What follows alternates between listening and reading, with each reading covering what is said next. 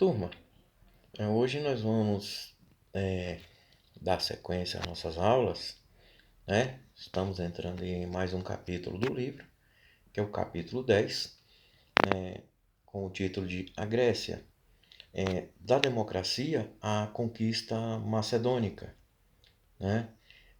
Já estamos estudando a Grécia aí em diversos momentos, e agora vamos falar do período clássico, que foi do ano 500 até o ano 338 antes de Cristo, né, que ficou conhecido também como o século de ouro, devido à administração de Péricles, né, que trouxe muita riqueza para a Grécia, tá bom? Então, nesse período clássico assim da Grécia, consolidou-se assim a força de duas cidades, estados que eu já venho falando para vocês há algum tempo, né? É a cidade de Atenas e a cidade de Esparta, né? Ambas eram diferentes na sua maneira de viver, né? Atenas era mais democrática e Esparta era altamente militarista, né? E em alguns momentos assim, cada uma chegou a dominar a, a Grécia por um tempo, tá bom? Então assim, nessa fase aconteceram alguns conflitos, né, que marcaram assim esses povos, né? Aconteceram algumas divergências entre eles, né? Entre esses conflitos existiram as guerras médicas, né, que durou de 490 a 478 a.C. Teve a Guerra do Peloponeso, né, que foi uma guerra que durou quase 30 anos, em torno de 27 anos por aí, que foi entre Esparta e Atenas, né? E essas disputas, assim, quando duas cidades dessas entram em disputa, consequentemente elas se enfraquecem e facilitam o quê? A invasão de outros povos, como os povos macedônicos, né? Com a liderança de Alexandre o Grande, que mais tarde acabou invadindo essa região e dominou a Europa quase que por completo, tá? Então, assim, esse período clássico, ele também, assim, ele é conhecido como a fase da hegemônica, né? Das polis gregas, ou seja, uma fase de domínio das cidades gregas. Já falei para vocês que polis em grego é cidades, tá bom? Então, teve assim inicialmente como a cidade mais forte Atenas, né? Porque ela atravessava um momento assim político, econômico muito estável. E seu comércio, que era voltado para o azeite e para o vinho, estava indo muito bem, né? Então, isso, consequentemente, só faz fortalecer, né, as suas estruturas políticas, tá bom? Então, assim, o resultado, mais tarde, né, teve alguns conflitos ali entre os eupátridas, né, que eu já falei para vocês, que era aquela classe alta e o povo.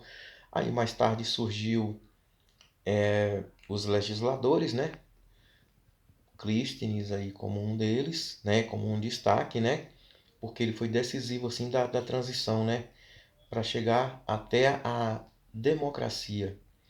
E o auge da democracia, já falei, citei o nome dele aqui para vocês, se deu com Péricles, tá? Que foi de 461 a 429 antes de Cristo, né? E ficou conhecido essa época como o século de ouro, já falei para vocês, né? Devido ao bom governo assim que ele realizou, né? Várias medidas foram tomadas para que assim pudesse acabar assim com os conflitos sociais, com aqueles conflitos internos, né, entre os povos gregos ali. E também assim consequentemente, conduziu Atenas assim para um crescimento econômico muito grande, né? E então assim, inicialmente ele estabeleceu alguns princípios, né, que todo cidadão deveria cumprir. E teve três princípios que se destacaram muito, que foi o princípio da isonomia.